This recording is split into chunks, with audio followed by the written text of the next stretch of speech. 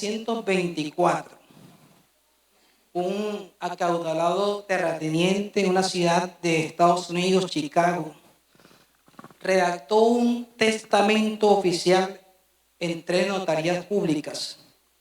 Y en el documento dejaba sentado, estipulado, con una claridad impresionante, que la totalidad de los bienes, los terrenos, las corporaciones, pasarían a manos de un único heredero, su único nieto, cuando éste cumpliera los 21 años de edad.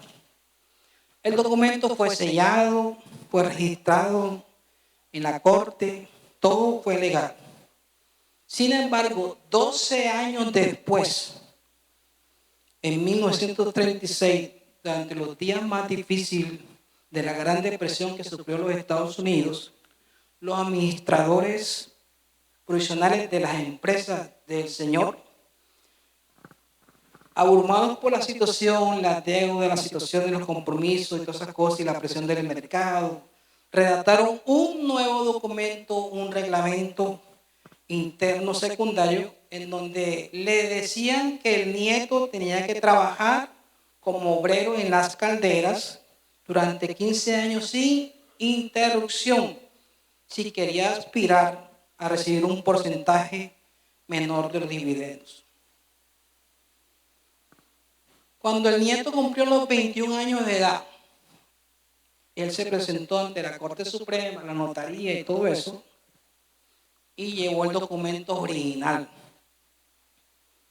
El juez principal, tras revisar los registros, emitió un veredicto que sentó un precedente histórico. Y el veredicto es: este tribunal dictamina que el reglamento de los administradores de 1936 no tiene ningún valor legal sobre los bienes del difunto. Un testamento debidamente ratificado en el pasado no puede ser anulado, modificado ni condicionado por ningún documento redactado 12 años después. Los administradores no tienen la autoridad para cambiar las reglas de la herencia.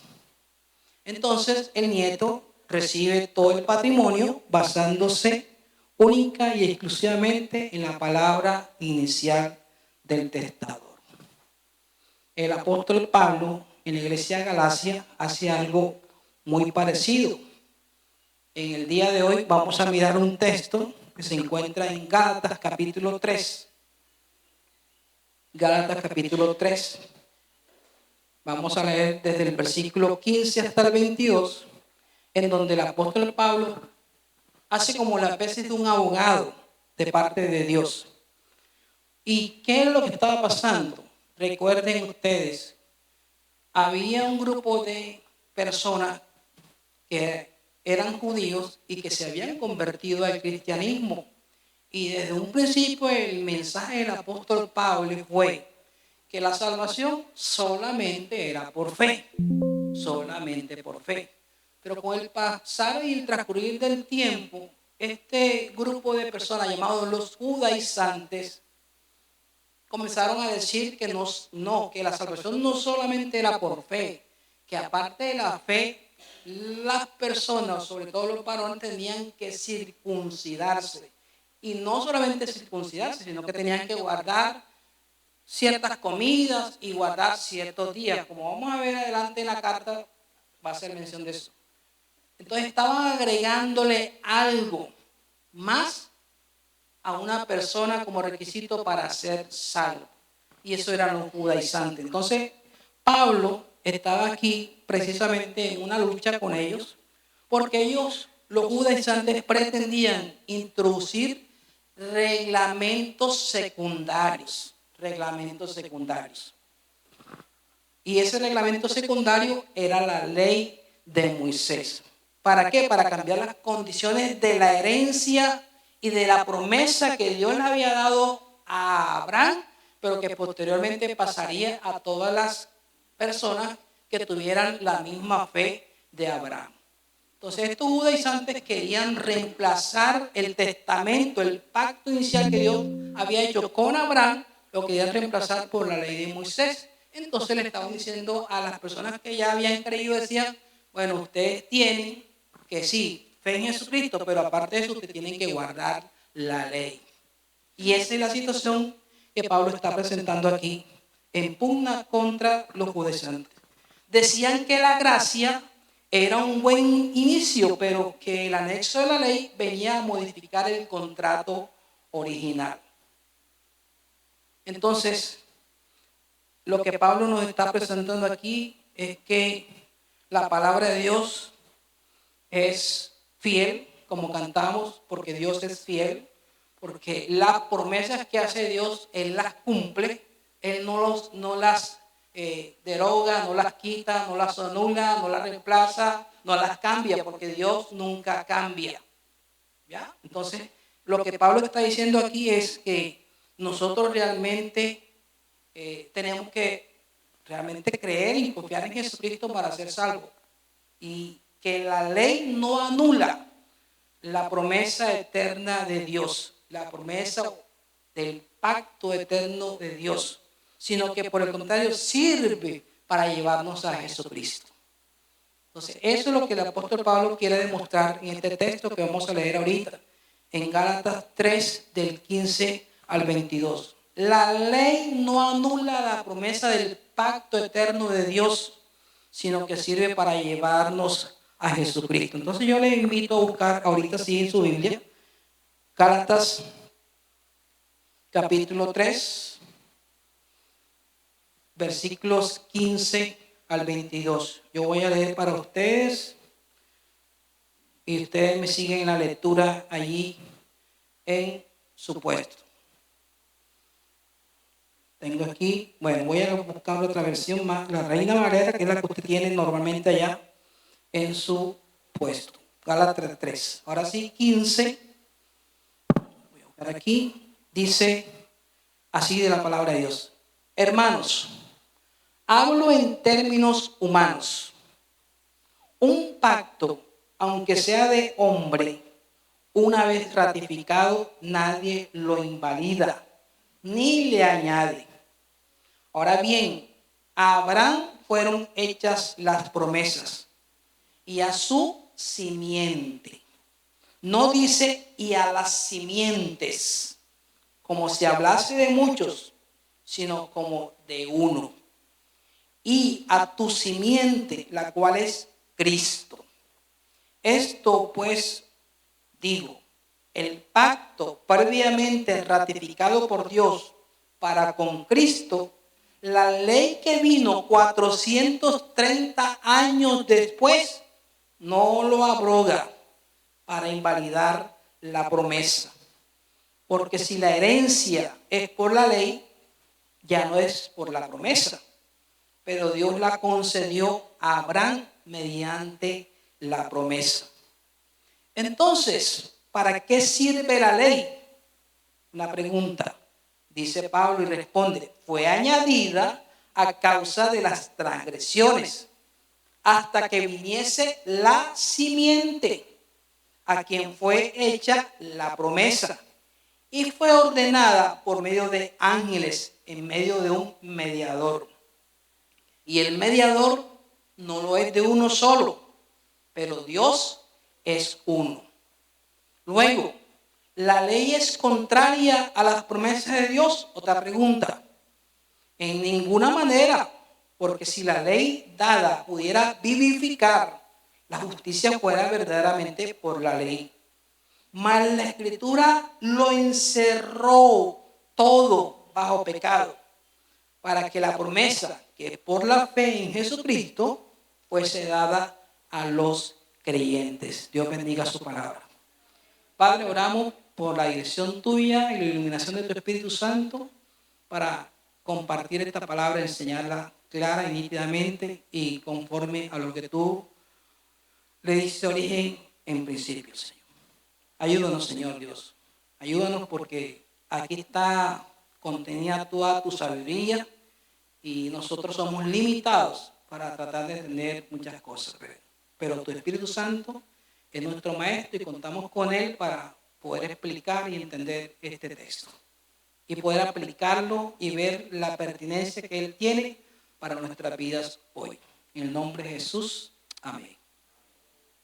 Bien, hermanos, como dije ahorita, este libro o carta de Gálatas es una carta que está presentando una defensa del verdadero evangelio, del único evangelio, que consiste simplemente en que una persona es salva por medio de la fe en Jesucristo, nada más, exclusivamente Jesucristo, solo Cristo salva. No hay que agregarle moralidad, no hay que agregarle buena conducta, buenas obras, no. Eso puede ser resultado de la salvación, mas nunca nos va a dar la salvación. Esa es la pelea que el apóstol Pablo viene aquí presentando con estos creyentes llamados judaizantes, que querían hacer esclavo a las personas a la ley judía y que tenían que guardar la ley judía. Y así como los judaizantes en el día de hoy, hay también personas, hay grupos, hay iglesias que pretenden esclavizar a los creyentes, que guarden ciertas normas, ciertas reglas, ciertos días, ciertas cosas. Y entonces, obviamente, como eso depende de nosotros, estamos inseguros porque si no lo hacemos, ya fallamos. Entonces, Pablo está diciéndonos rotundamente aquí en este texto, no, eso no es así. Ahora, nuestra naturaleza, nuestra condición pecaminosa, siempre nos va a impulsar a malinterpretar las intenciones de Dios y a usar los mandamientos, a usar las reglas y todo eso que Él ha puesto como unos escalones para nosotros autojustificarnos. Nos resistimos realmente a creer que somos espiritualmente incapaces, impotentes para salvarnos. Y cuando Dios nos da su ley para mostrarnos nuestra suciedad, reaccionamos intentando limpiarnos con el espejo en lugar de usarlo para ver nuestra necesidad de ser lavados. Usted no se limpia con un espejo, ¿sí o no? Usted se ve al espejo, usted dice, híjole, estoy sucio, estoy desarreglado, y va a donde tiene que ir para limpiarse y desarreglarse. Pero el espejo nunca te va a limpiar. El espejo te muestra cuál es tu condición, cuál es tu situación. Entonces, ellos pretendían limpiarse con la ley, pero resulta que la ley es como el espejo. ¿Ya? Entonces, con esto en mente, les invito a leer, ya leímos, ahora vamos a mirar cómo Pablo presenta su defensa de ese argumento que simplemente nos está diciendo que en realidad la ley no anula la promesa del pacto hecha de Dios con Abraham, sino que por el contrario, la ley sirve para llevar a una persona a Jesucristo. En primer lugar, entonces, podemos decir que la ley dada a Moisés es posterior al pacto de Dios con Abraham. El texto de Gálatas 3:15 al 18, al versículo 18 nos lo dice. Si usted lo leyó detenidamente, usted se puede dar cuenta de eso. Pablo nuevamente dice, hermanos, hablando en términos humanos, si uno hace un pacto aquí entre humanos, ese pacto no se invalida así fácilmente. Es lo que está diciendo el apóstol Pablo. Entonces está diciendo, ahora bien, las promesas fueron hechas a Abraham y a su descendencia. No dice a la descendencia para hablar de mucho, como dice el texto. Es decir, esa descendencia es Jesucristo. Entonces la ley que vino 400 años más tarde, dice, no invalida un pacto ratificado anteriormente por Dios como para anular la promesa. Porque si la herencia, que en este caso es la fe y la vida eterna, si la herencia dependiera de la ley, entonces dice, ya no depende entonces de una promesa. Pero dice, Dios se la concedió a Abraham por medio de una promesa. Entonces, para tratar de explicarlo gráficamente en su mente, cuando Dios hizo un pacto con Abraham, la ley de Moisés todavía no existía. Porque la ley de Moisés vino 430 años después. Porque obviamente Abraham es primero y Moisés es después. Y cuando Dios hace un pacto con Abraham, obviamente lo hace con base en que a Abraham le obedeciera a Dios, que le creyera a Dios. Y en Génesis capítulo 12, versículo del 1 al 3, Génesis 15, también los primeros versículos, está ese pacto que Dios hizo con Abraham, en donde Abraham en un momento determinado le dijo: Señor, yo no tengo hijo y el que me va a heredar aquí es un sirviente. Y entonces Dios le dice: Abraham, no te preocupes, sal, mira, ahora mira hacia el cielo, ¿ok? Mira hacia el cielo y cuenta las estrellas, a ver si tú las puedes contar. Bueno, así como esas estrellas, así va a ser tu descendencia. Y esa es la promesa. Y dice: y Abraham le creyó a Dios y le fue contado por justicia. Abraham creyó que Dios era todopoderoso para darle un hijo, ¿ya? Y él tener descendencia. Y esa fe de Abraham en Dios es lo que le dice: y Dios lo tuvo por justo, Dios lo declaró justo. Entonces, de tal manera que todos los que creen, así como Abraham cree en Dios y creyó a Dios, todos los que creen y le creen a Dios, dice, son contados como justos. Y en este caso nosotros, lo que nosotros necesitamos es creer es en Jesucristo como nuestro Señor y nuestro Salvador personal. Porque de todos los que creen en Jesús es la promesa. Todos los que creen en Jesús son hijos de Abraham, porque tienen la misma fe que Abraham. O sea, Abraham, aunque no vio a Jesús, él estaba realmente creyendo en esa promesa futura a través de Jesucristo. Y eso es lo que está diciendo. Ahora, el pacto que hizo Dios con Abraham fue un pacto unilateral, no un pacto bilateral. ¿Qué explico? Un pacto bilateral es cuando dos personas necesitan llegar a un convenio, entonces usan incluso un mediador para eso. ¿Ok? Entonces, ¿qué sucede? Bueno, entre las dos partes, si una de las dos partes incumple, se rompe el pacto. Eso fue lo que hizo Dios con Moisés. Un pacto bilateral. Pero con Abraham hizo un pacto unilateral. Si Abraham fallaba, no importa. Dios estaba comprometido a cumplir, porque Él es el que fijó todo. Y a tal punto está explicado en Génesis, que dice la Biblia que cuando Dios iba a hacer el pacto con Abraham, le dijo: bueno, tráeme un cabrito, tráeme una novilla, tráeme, y le puso unas condiciones de unos animalitos. Y en aquel entonces, pues la gente cuando hacía pacto, cortaba el animal en dos partes, las ponía separadamente, y los que hacían el pacto pasaban alrededor de los animales para simbolizar que estaban haciendo un pacto ellos. Cuando Dios hizo el pacto con Abraham, Dios le dijo a Abraham: haz esto, lo otro y lo otro. Pero dice la Biblia que Abraham se durmió. ¿Dónde estaba el que iba a pactar? Se durmió. Y entonces, ¿quién fue el que pasó por en medio de los animales? Dios.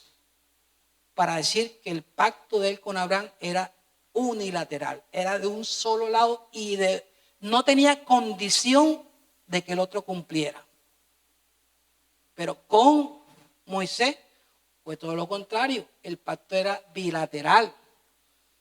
Si la gente no cumplía la ley, chaquití. ¿Sí o no? Entonces fíjense la diferencia. Y aparte de eso, que la ley vino 430 años después, cuando ya Dios había hecho un pacto con Abraham.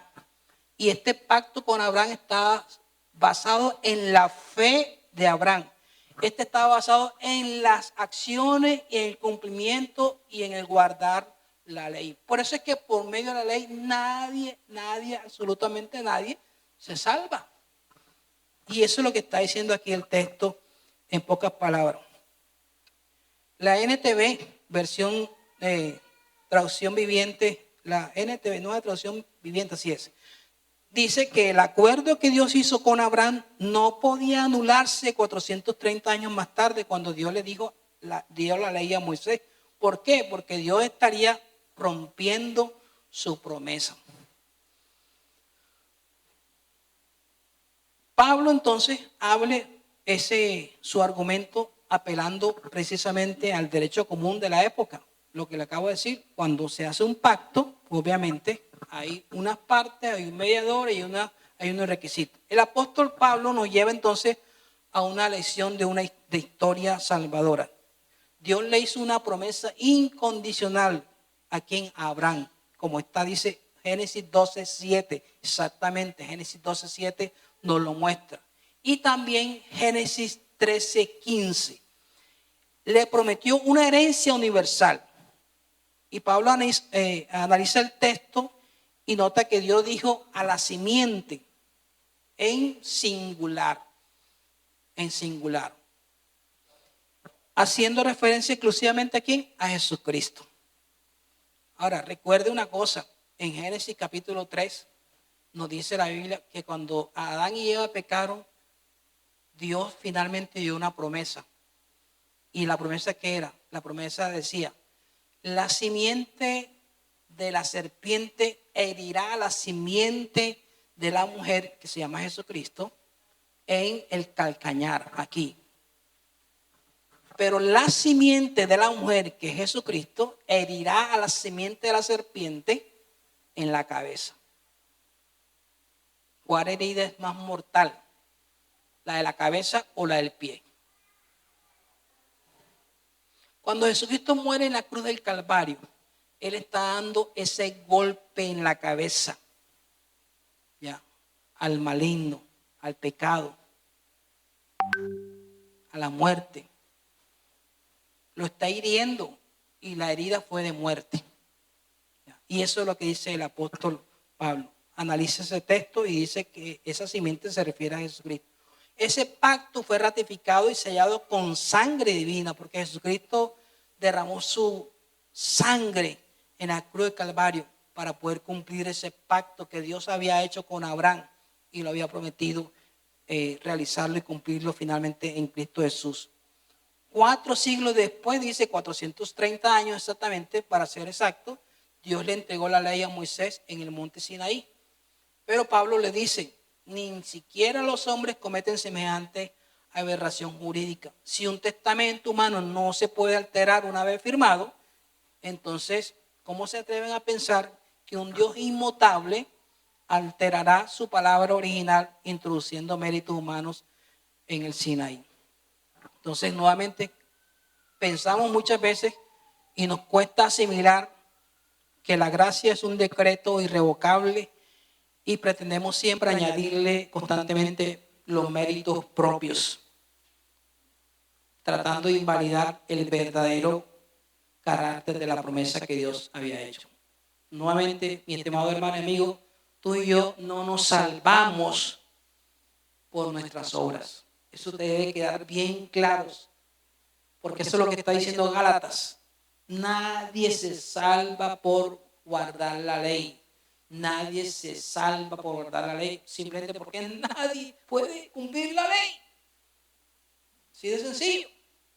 ¿Okay? La Biblia nos afirma que Dios es inmutable. Y como declara también 2 Timoteo 2:13, dice, si fuéramos infieles, dice, Él permanece fiel. Él no puede negarse a sí mismo. El pacto de nuestra salvación fue firmado por el Padre y fue cobrado por el Hijo. Se lo cobró al Hijo. Es un documento entonces eterno que el hombre no puede sumar o no puede alterar. En la cruz del Calvario, Jesucristo pagó la deuda que nosotros como seres humanos teníamos o algunos todavía tienen delante de Dios. Porque si tú no estás en Cristo, tú todavía tienes una deuda con Dios. Impagable de tu punto de vista, pero pagable a través de Jesucristo. Y eso fue lo que hizo Jesucristo en la cruz del Calvario. Pagó nuestra deuda. Entonces Dios jamás va a cambiar su promesa de gracia por tus esfuerzos. Lo que empezó por gracia está protegido por la eternidad. La ley no anula la promesa eterna de Dios, sino que sirve para llevarnos a Jesucristo. Dios jamás cambiará su promesa de gracia por tus esfuerzos. Lo que empezó por gracia está protegido por la eternidad. Entonces, digamos una cosa, si el testamento de la promesa permanece inalterable y libre de las demandas de la ley, entonces surge la pregunta inevitable que los oponentes de Pablo plantearían con mucho disgusto, y por eso Pablo en segundo lugar nos va a decir para qué sirve la ley. Entonces el segundo punto nos dice que la ley sirve, escuchen bien, la ley sirve para diagnosticar nuestra condición espiritual. La ley no nos salva, pero la ley sirve para diagnosticar nuestra condición espiritual. Acuérdense la imagen del espejo, la ilustración del espejo. Versículos 19 y 20 dice, entonces, ¿para qué sirve la ley? Entonces Pablo responde, dice, fue añadida a causa de las transgresiones, hasta que viniese ¿quién? La simiente que es Cristo, a quien fue hecha la promesa, y fue ordenada por medio de ángeles en manos de un mediador. Y el mediador no lo es de sol, no, y el mediador no lo es de uno solo, pero Dios es uno. Lo que le decía ahorita del pacto unilateral y el pacto bilateral. Dios es uno solo, Dios fue el que hizo el pacto unilateral, el otro pacto fue bilateral. La versión NTV dice lo mismo en otras palabras, más sencilla, de pronto más entendible a nosotros hoy en día, pero lo que Pablo está diciendo es lanza una pregunta que va a despejar la duda de las personas. Dice, si la ley no tiene el poder de darnos la herencia, de salvarnos, entonces dice, ¿por qué Dios se tomó la molestia de entregar la ley en el monte Sinaí? Y Pablo responde con mucha claridad, dice, fue añadida a causa de las transgresiones. Y la palabra transgresión significa la violación de la ley a sabiendas. Porque a veces uno viola la ley sin saber. ¿Sí o no? Uno, por ejemplo, uno que está familiarizado con conducir, o bueno, no hablemos solamente de conducir, de pronto tú vas en un lugar y entonces, no, yo no sabía. Entra a un ¿cómo es que se llaman esos centros comerciales? Te llevas un bolso, llevas una mercancía y tú tienes que pasar por un puesto donde te sellen la bolsa para que te confirmen de que no te cogiste nada allá. Y tú entras y después cuando sales, ¿y usted cómo entró? No, yo no sabía. Entonces, uno viola las leyes sin saber. Lo mismo las leyes de tránsito, tú te pueden cambiar el sentido de un carro, y tú no sabes, tú te metes. Está bien, tú violaste la ley, tú no sabías, pero hay leyes que uno sí sabe y uno las viola a sabiendas. Y eso se llama transgresión. Entonces dice aquí que la ley fue añadida a causa de nuestras transgresiones. ¿Ok? Y la palabra añadida denota algo secundario. Un elemento que se introdujo de manera temporal en algo que ya estaba formado o estaba constituido. ¿Qué es lo que estaba formado y constituido? La promesa a Abraham. Ya estaba formada y constituida. Pero se agrega la ley a eso. ¿Para qué? Para mostrarle a las personas las transgresiones. ¿Ya? Una ilustración, por ejemplo. Ustedes conocen los reactivos químicos, ¿verdad? Ok. Hay un reactivo químico que es muy conocido por todos nosotros. Se llama la prueba de embarazo. Cuando la muchacha teme que está embarazada, sale a la farmacia y se compra una tirilla y hace la operación. Si sale embarazada, el reactivo no le cambia la condición, ¿sí o no? Si quedó embarazada, está embarazada, el reactivo no te va a cambiar. No te va a decir, no, ya estás desembarazada. No, el reactivo no te cambia la condición. ¿Ya? Bueno, la ley es así. La ley es como el reactivo químico. La ley te dice, eres un pecador, pecaste. Te muestra tu condición. No te cambia la condición. ¿Se me estoy explicando? No te cambia la condición. Eso es lo que dice Pablo aquí. El reactivo químico en el embarazo no remedia el embarazo, sino que saca a la luz el embarazo. La ley no remedia la condición del pecador, pero saca a la luz el pecado y la transgresión del ser humano. Eso es lo que es. Cuando tú vas por un lugar y te dicen no hagas esto y tú lo haces, enseguida. Pero cuando tú pasas por un lugar y no hay ningún letrero que te diga nada, nadie te puede acusar de que tú violaste la ley, porque no hay una ley, no hay nada que se pueda mostrar de esa manera. Pero en este caso, la ley cumple esa función. Entonces, la ley no vino a ser el remedio contra el pecado, vino a ser el reactivo químico que saca a la luz el pecado. Vino a diagnosticar la gravedad de la enfermedad espiritual de los seres humanos. Dios no dio la ley para que el hombre se salvara cumpliéndola, sino para que el hombre descubriera que era un transgresor incorregible y abandonara toda confianza en su propia moralidad. ¿Sí me ve? Además, Pablo añade que la ley dependía de un mediador, en este caso Moisés, lo que implica un pacto, como dije ahorita ya, bilateral. Y si el pueblo fallaba, entonces, ¿qué pasaba? El pacto se quebrantaba. Pero la promesa original, Dios es uno solo. Dios es unilateral. Él solo prometió cumplir y Él se encargó de cumplir. Así de sencillo. Ahora, por nuestra naturaleza pecaminosa, nosotros también tenemos el impulso, la inclinación habitual de usar nuevamente los medios divinos de forma equivocada. Usamos los mandamientos como una regla para medir los pecados de los demás y para autoconvencernos de que somos lo suficientemente rectos como para entrar a negociar con el Creador y decir, no, pero Señor, yo no soy tan malo y mira, hice esto bueno, esto lo otro. Ya. El Evangelio nos recuerda que Jesucristo es el único mediador de un mejor pacto. Uno que no depende de nuestra capacidad de negociación. Como nos enseña Romanos 5:20. La ley se introdujo para que el pecado abundase. Mas cuando abundó el pecado, dice, sobreabundó la gracia. Entonces Cristo vino a dar el golpe final total al diagnóstico que nos daba la ley, para dar vida a los que estamos muertos en nuestros delitos y nuestros pecados. Entonces la ley expone el pecado, pero solo Jesucristo puede quitarlo. La ley no te quita el pecado, la ley te muestra el pecado. El mandamiento de Dios, los mandamientos de Dios lo que hacen es mostrarnos cuando violamos el mandamiento, cuando violamos la ley. Pero solo Jesucristo te puede limpiar el pecado.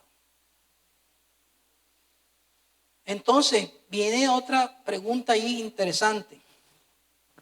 Para evitar que alguien piense que la ley y la promesa están en oposición o contradicción al carácter de Dios, Pablo nos lleva al tercer y último punto de su argumento, en donde dice, la ley no solamente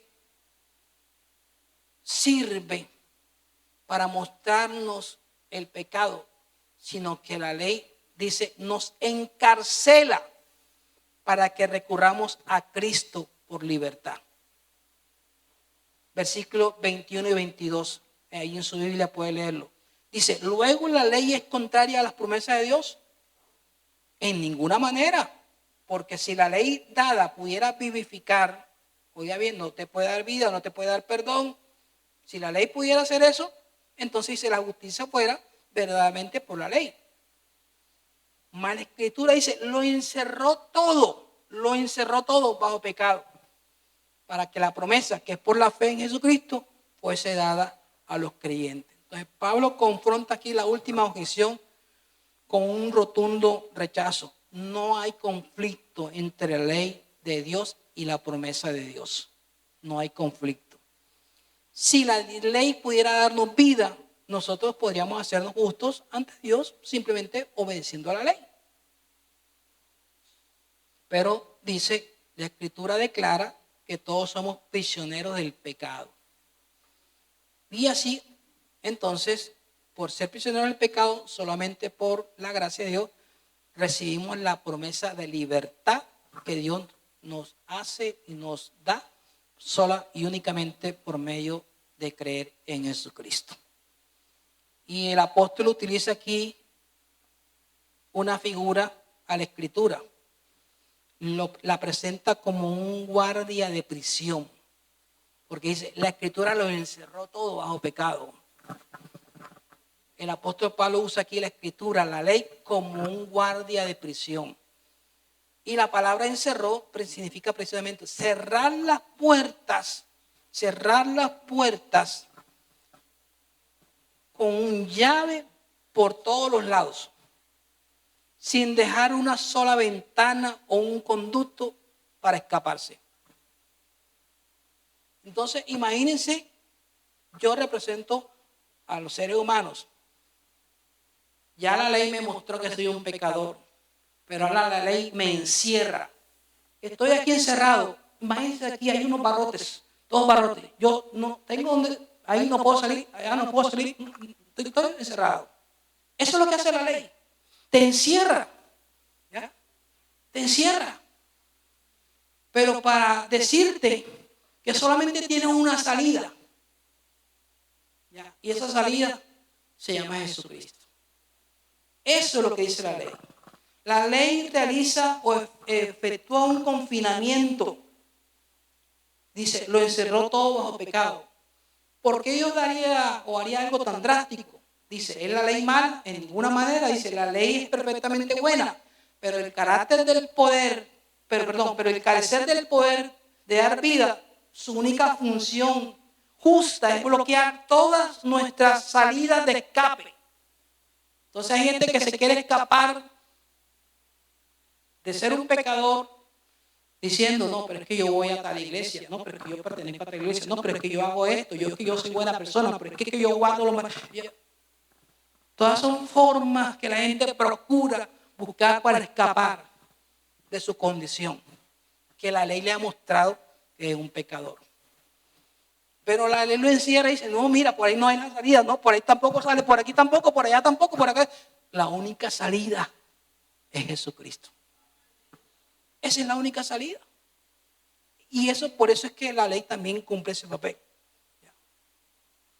Dios nos encierra en la celda de nuestra propia incapacidad con un propósito maravilloso.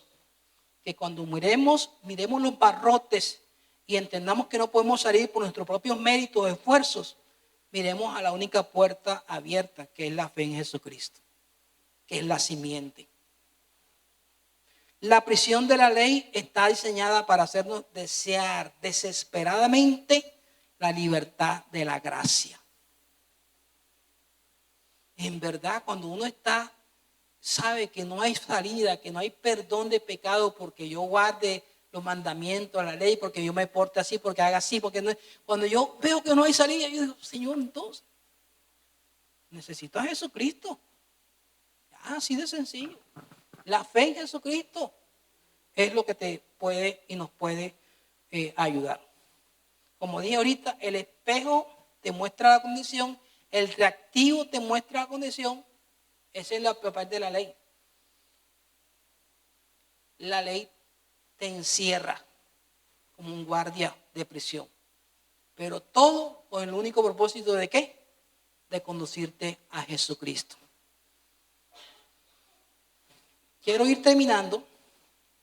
Entonces, Dice aquí, Jesucristo es aquel que voluntariamente entró en el pabellón de los condenados. Él va a la cruz como un prisionero en lugar nuestro y recibe la sentencia de la justicia de Dios Padre. Muere en nuestro lugar y es sepultado. Y al resucitar es como si rompiera las cadenas de la prisión. Como nos dice Gálatas 4, 4, 5. Jesucristo nació bajo la ley para rescatar o sacar de la cárcel a los que estaban bajo la esclavitud de la ley. Entonces tu libertad, mi hermano, amigo, no consiste en huir de la prisión por tu cuenta, sino en aceptar la llave del libertador. La ley no anula la promesa eterna de Dios, sino que sirve para llevarnos a Jesucristo. Recuerde, eso es lo que nos quiere demostrar el apóstol Pablo en todo el trayecto de este texto. La ley no anula la promesa del pacto de Dios con Abraham, sino que la ley sirve para llevarnos, en pocas palabras o en síntesis, en conclusión, sirve para llevarnos a Jesucristo. Todo lo que hace la ley es para llevarnos a Jesucristo. ¿Ya? Entonces, vamos a terminar aquí con unas aplicaciones para nuestras vidas. Si tú eres creyente en Cristo, deja de vivir en incertidumbre. Porque muchos creyentes viven con la angustia constante de pensar que Dios va a dejar sin efecto el pacto de su salvación, debido a que tienen luchas diarias con algún pecado, con los pecados. Recuerda, el testamento fue firmado 430 años antes de que tus obras entraran en escena. Y ese testamento firmado allá, que ya no es 400 años para nosotros, no, pero fue firmado 400 años antes de las promesas o antes de la ley. Ese pacto y esa promesa está vigente para nosotros en el día de hoy. Porque la Biblia dice, cree en el Señor Jesucristo y serás salvo. Y como cantamos ahorita, todas las promesas del Señor son apoyo poderoso de mi fe. Mientras viva cercado de su luz, siempre en sus promesas confiaré. Grandes y fieles son sus promesas. Las promesas que el Señor Jesús ha dado. ¿Y por qué? Porque Dios es fiel. Porque Dios es grande. ¿Ya? Entonces, deja de vivir en incertidumbre. Tu posición como heredero de la salvación no descansa en tu desempeño diario, sino en la fidelidad inmutable de Dios. No uses la ley como un instrumento de culpa. Cuando la palabra de Dios te muestra un área de pecado, no permitas que el enemigo te encierre de nuevo en la desesperación. Dale las gracias a la ley por mostrarte el problema y corre de inmediato a Jesucristo para recibir el perdón y el poder transformador del Espíritu Santo de Dios. Porque eso es lo que dice la Biblia. Si pecamos, abogado tenemos para con el Padre. Si confesamos nuestro pecado, dice la Biblia, Él es fiel y justo para perdonarnos y limpiarnos de toda maldad. Entonces, cuando haya algo que te agobie, un pecado y que el maligno te quiera acusar, creando culpa sobre ti, ve a Jesucristo. Y después que vayas a Jesucristo y Jesucristo te perdone, entonces pídele ayuda al Espíritu Santo para no volver a caer en eso. ¿Ya? Y dile al maligno si te quiere venir a acusar, en el nombre de Jesús mentiroso. Ya ese pecado fue perdonado. ¿Okay? Si tú no eres creyente, abandona los esfuerzos de moralidad o abandona todo camino que tú quieres usar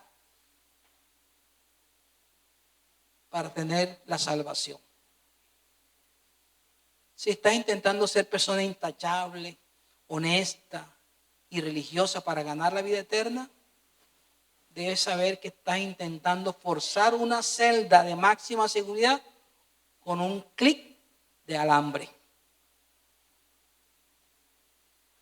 La Escritura ya te encerró bajo pecado. Lo que tienes que hacer es admitir hoy tu confinamiento y rendirte a tu Salvador, a tu libertador, Jesucristo. Y recuerda, la puerta está abierta ahora mismo. La puerta está abierta ahora mismo. El propósito de tu frustración moral y del peso de tu conciencia no es destruirte. Es el guardia divino cerrándote el paso para que mires a Jesucristo. No necesitas pagar la fianza. La simiente que se llama Jesucristo ya la pagó por completo en la cruz del Calvario.